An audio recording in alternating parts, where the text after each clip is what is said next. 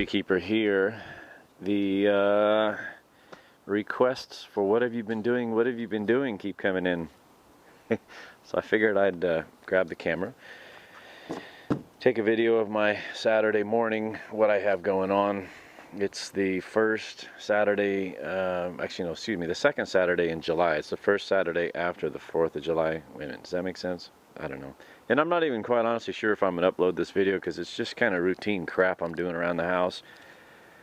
And it just doesn't seem like it'd be a lot of interest to someone.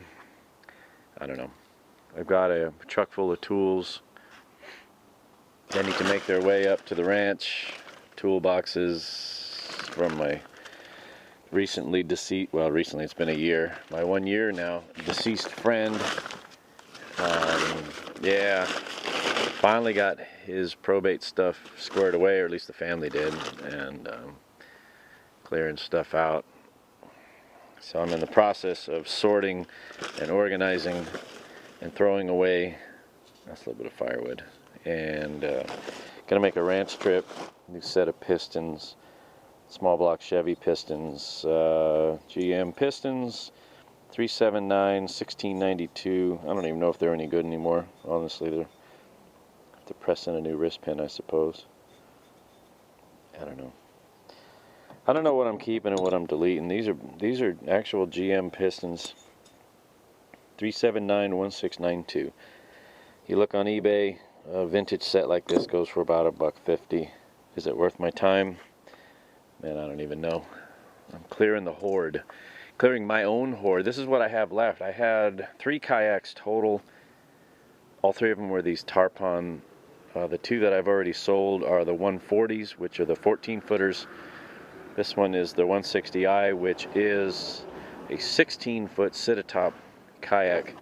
I have used the absolute daylights out of this thing, and it's time for it to go. It's time to see this one go. Anyway, the 14s sold pretty quickly. This one needs some repair. I haven't listed it yet. This has the $200 upgrade for the Wilderness Systems rudder, which got broken off one time or another dragging through the rocks. So I'm going to build a bracket. I need to re-swage the steering cable. That's easy peasy. This one ought to sell for pretty good around here. It is missing a hatch cover. It does have a paddle. It's missing a hatch cover. It is steered by your feet. Am I gonna screw that up? No. Okay. Steered by your feet here, which is kind of cool. And it's well loved, but it's still watertight and works like a champ. So if you guys want to see that, we will. That's what we'll be doing here for a couple hours this morning, is making something out of stainless. I'm not quite sure. Set that thing in there like whit. It pivots, so if you hit things, you don't tear your rudder off, which is kind of cool, I guess. I don't know. I'll be right back. Let's see what I can come up.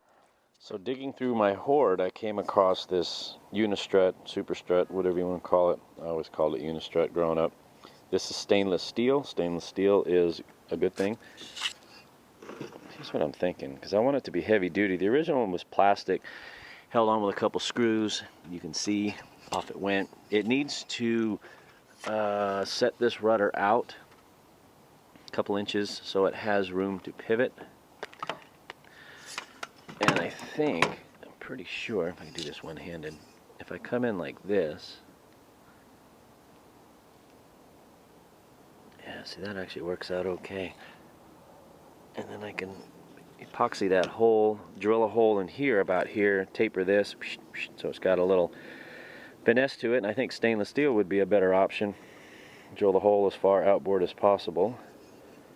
I don't know, just give this thing a whirl. Let's see what I can come up with. So here's pretty much what I came up with. Yeah, this amount here.